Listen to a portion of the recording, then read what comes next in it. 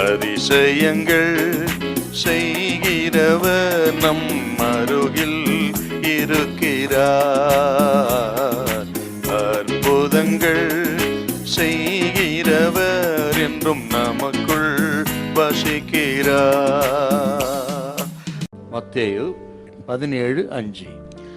அவன் பேசுகையில், இதோ ஒளியுள்ள ஒரு மேகம் அவர்கள் மேல் நிழலிட்டது.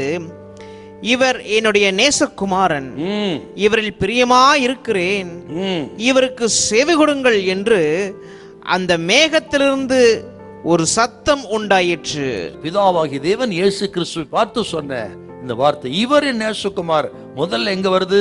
மத்தேயு 3:17 ஆண்டவர் இயேசு ஞானஸ்நானம் பெற்று கரையேறின உடனே பிதாவாகி தேவன் பேசுகிறார், இவர் என் நேசகுமாரன், இவரில் நான் பிரியமா இருக்கிறேன் எனக்கு ஒரு சத்தத்தை நம்ம கேட்டோம்.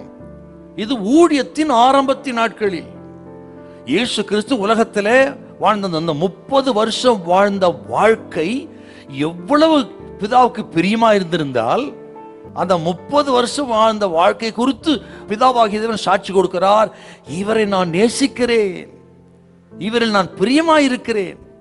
அந்த 30 வருஷமும் பிதாவுக்கு பிரியமா இருந்திருக்கிறார். ஊழியத்தின் ஆரம்பத்தில் பேசுறாருங்க தேவன். இப்ப இந்த மத்தேயு 17:5 ஊழியத்தின் கிட்டத்த முடிவு, சிலுவைக்கு போகிறதுக்கு கொஞ்ச நாளுக்கு முன்புங்க. ஊழியத்தின் முடிவிலே பேசுகிறார், இவர் நேசகுமாரன், இவரில் பிரியமா இருக்கிறேன், இவருக்கு செவி கொடு என்றார். ஊழியத்தின் முடிவிலும் பிதா சொல்கிறார், இவரை நான் நேசிக்கிறேன், பிரியமா இருக்கிறேன். இயேசு கிறிஸ்துவின் வாழ்க்கை முழுவதும் பிதாவுக்கு பிரியமான ஒரு வாழ்க்கை.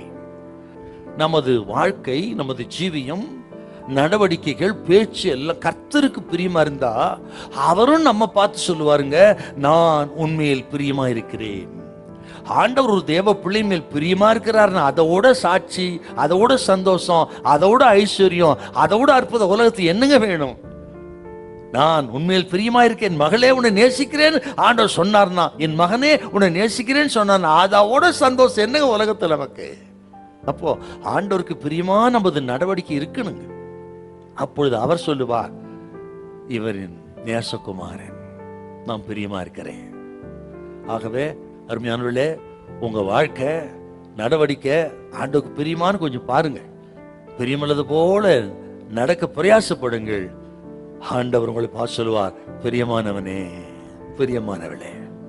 கடைசி வரை நம்மோடு கூடவே இருந்து நம்மை நடத்தி முற்றும் முடி ரட்சிக்க வல்ல ஒரே ஒருவர் இயேசு ஒருவரே. ஹல்லேலூயா, ஹல்லேலூயா.